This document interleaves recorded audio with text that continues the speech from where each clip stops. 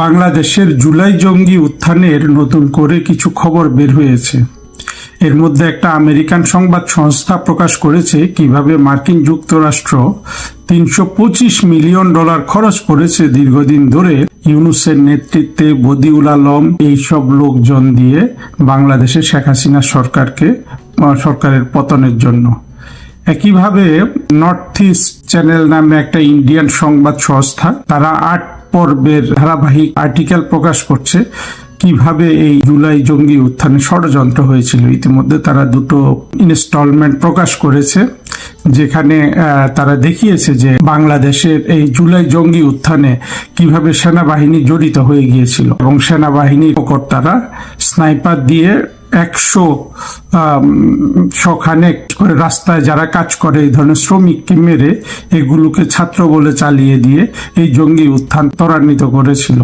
অদ্ভুত বিষয় হলো যে ঢাকা বিশ্ববিদ্যালয় যেখানকার যার নামে এই আন্দোলনটা চালানো হয়েছিল সেখান থেকে কেউ কিন্তু মারা যায়নি। নিষ্ঠুরতা এবং এর ব্যাপকতা বাংলাদেশের মানুষ তো এখন ভোগ করছে। তারা দরিদ্র হয়ে গেছে, তাদের দেশ প্রায় ধ্বংস হয়ে গেছে, তাদের দেশের অর্থনীতি ধ্বংস হয়ে গেছে এবং তারা ইউনূসের পরে এখন তারেক রহমান সরকার চালাচ্ছে, কিন্তু কেউ কিন্তু দেশটা ঠিক মতো চালাতে পারছে না এবং পারবেও না। এই অবস্থায় আমি রাজনীতিতে যোগ দিলাম।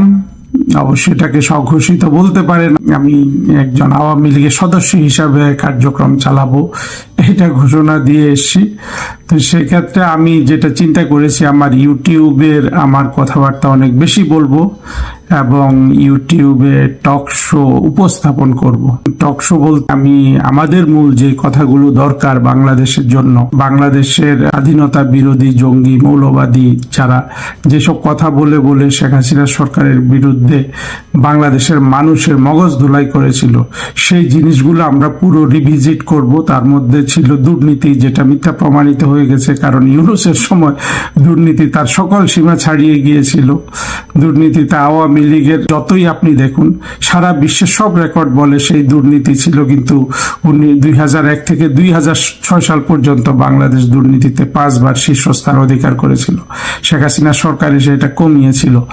এগুলো একদিনে তো বলা যাবে না, জাস্ট কিছু কিছু ধরিয়ে দিচ্ছি। আরেকটা ছিল মানবাধিকার লঙ্ঘন। মানবাধিকার লঙ্ঘনেও যেখানে দেখা যাচ্ছে যত গুম খুনের কথা বলা হয়েছিল এগুলা সব ফিরে এসেছিল এবং যে আয়না ঘরের কথা বলা হয়, সে আয়না ঘর দেখা যাচ্ছে যে একটা কল্পিত জিনিস ছিল, যেখানে গোলাম আজমের ছেলে মীর কাসেম আলীর ছেলেরা বসবাস করেছে বলে বলা হয়েছিল। পরবর্তীতে দেখা গেছে যে এরা সবাই অনেক শান শওকতে ছিল বিভিন্নভাবে, বিশেষ করে গোলাম আজমের ছেলেটা এসি রুমে ছিল, তার জন্য সব ধরনের ব্যবস্থা ছিল, কিন্তু এরা এগুলোকে গুম বলে চালিয়ে দিয়েছে। এবং যত বাংলাদেশ থেকে ভূমধ্যসাগর দিয়ে বাংলাদেশ থেকে যেসব তরুণরা ইটালি বা স্পেন যাওয়ার জন্য পাড়ি দেয় এবং যেগুলার শরীর সমাধি হয়, সেই সংখ্যাগুলাকে এনে গুমের খাতায় বসিয়েছিল। ইলিয়াস কালী হত্যাকাণ্ডের শিকার হয়েছিলেন, কিন্তু সেটা তো বিএনপির মির্জা আব্বাস সাহেবই বলছেন যে শেখ হাসিনা সরকার বা কেউ ইলিয়াস আলীকে গুম করে নাই, গুম করেছে তার বিএনপির অভ্যন্তরীণ অন্তর্কুন্দর। তো এগুলো আমরা সব জেনে শুনেও কিন্তু সেগুলো আমরা কোনো মানুষ বিশ্বাস করে বা না করে এটার উপর যথেষ্ট কাজ আমরা করিনি। আর একটা তৃতীয় জিনিস ছিল যে ইন্ডিয়ার কাছে শেখ হাসিনা বাংলাদেশকে বিক্রি করে দিয়েছিলেন এবং এই জিনিসটা ছিল সম্পূর্ণ মিথ্যা এবং এটার উপর আমাদের অনেক কাজ করার বাকি। দেখুন, আজকে যে কথাগুলো বলবো সেটা শুধু এই ভারত বাংলাদেশ সম্পর্ক নিয়েই। কারণ হলো আমরা কিছুদিন ধরে দেখেছি যে ভারত বাংলাদেশের যে সম্পর্ক ঐতিহাসিক, যেটা সেই সম্পর্কটা কিসের ভিত্তির উপর হওয়া দরকার ছিল এবং সেটা কিসের উপর এসেছে, সেই জায়গাটায় একটু কথা বলি। এটা অত্যন্ত ব্যাপক বিষয়। আজকে যেটা বলবো, দেখুন, ভারতকে বলা হয় যে ভারত, বাংলাদেশের মানুষ বিশ্বাস করে যে প্রেসিডেন্ট এরশাদ ছিলেন ভারতের অত্যন্ত অনুগত, এটা বিশ্বাস করে। তার পরবর্তীতে শেখ হাসিনা সম্পর্কে তো যা তা বলে। বিএনপি তো সবসময় ভারত বিরোধিতা করে, ভারতের বিরোধিতাই ছিল বিএনপি এবং জামাত, এই দলগুলোর রাজনৈতিক পুঁজি। তো সেক্ষেত্রে ভারত বাংলাদেশের জন্য সম্পর্ক কিভাবে স্থাপন করলো সেটা আমরা দেখি। ভারতের ক্ষেত্রে আমরা যেটা দেখলাম যে ভারত বাংলাদেশ সম্পর্কের ক্ষেত্রে আমরা যদি দেখি যে সত্যিকার অর্থে বাস্তব ইস্যুগুলো কি, ভারত বাংলাদেশের সম্পর্কে 2টো বাস্তব ইস্যু আছে। একটা হলো যে আমাদের সীমান্তে ভারতের সীমান্ত রক্ষী বাহিনী যে বাংলাদেশি নাগরিকদের হত্যা করে, এটা একটা ইস্যু।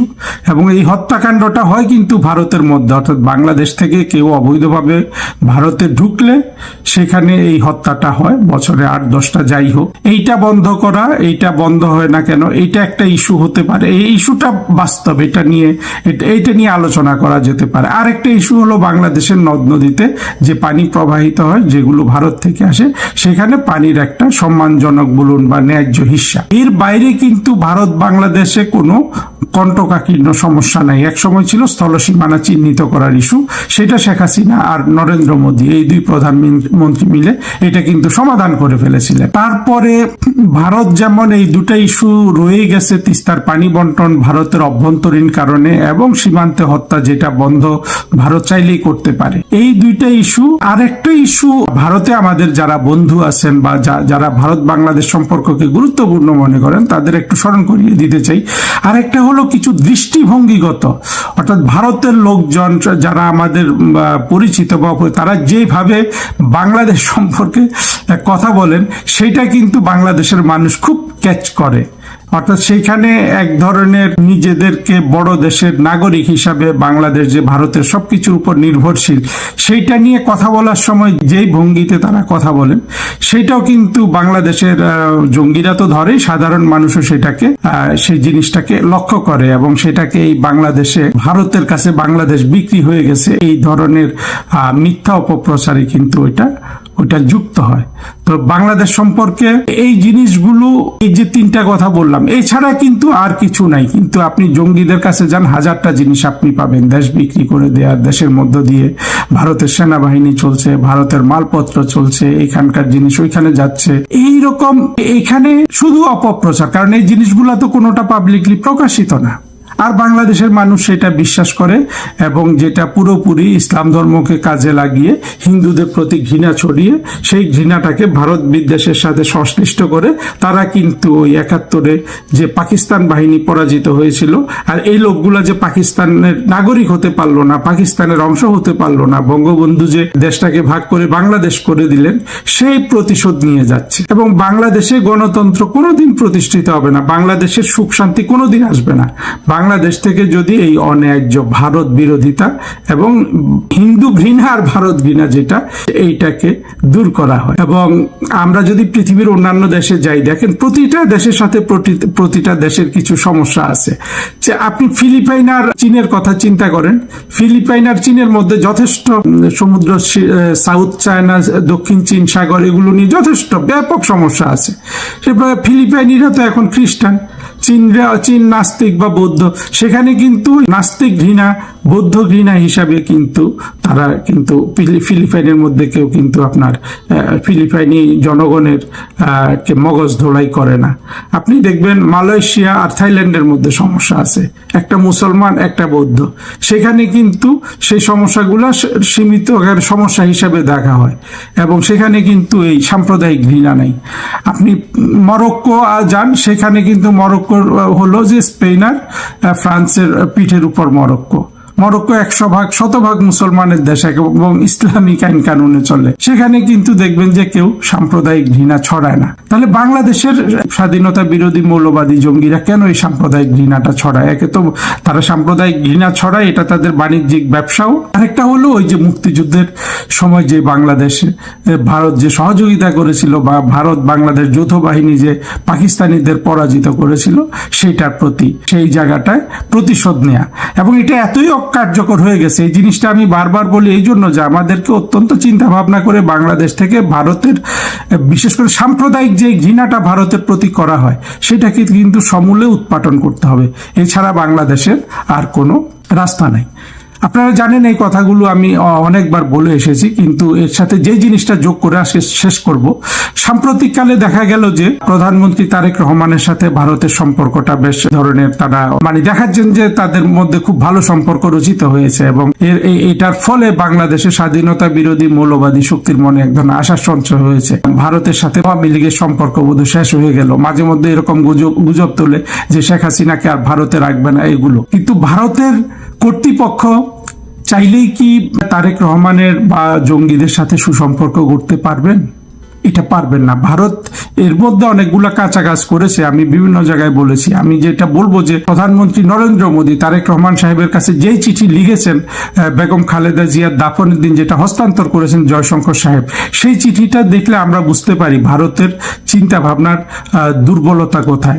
তারা যে আসলে কোনো গভীরতায় যান না বাংলাদেশের সাথে সম্পর্কে। তারা বড় দেশ হিসাবে হয়তো ভাবেন যে আমাদের এত গভীরে ঢোকার দরকার কি তোমাদের সাথে। আর তাদের কথাবার্তা সবসময় এক ধরনের উন্নাসিকতা প্রকাশ পায়। আমি বলতেছি ভারতেও যাদের কথা বলি, যারা বাংলাদেশ নিয়ে কথা বলে, সেটাও কিন্তু সচেতন ভাবে বন্ধ করা উচিত। যদিও এই ধরনের উন্নাসিকতা নিয়ে সব বড় দেশের লোকগুলি কথা বলে, কিন্তু বাংলাদেশের ক্ষেত্রে ভারতীয়দের এই জায়গাটা এক ধরনের সচেতনতা দরকার। কিন্তু যেটা হলো যে বাংলাদেশ ভারত যে সম্পর্কটার উপর গড়া উচিত ছিল, সেটা তো এইভাবে উচিত ছিল যে বাংলাদেশ যে মুক্তিযুদ্ধের মাধ্যমে প্রতিশ্রুতি দিয়েছিল একটা আধুনিক গণতান্ত্রিক রাষ্ট্র হবে, ভারতের মতো একটা গণতান্ত্রিক রাষ্ট্র হবে, সেই জায়গায় বাংলাদেশ কতটা উন্নতি করেছিল সেইটা কিন্তু ভারত কখনো সেটা নিশ্চিত করতে পারেনি।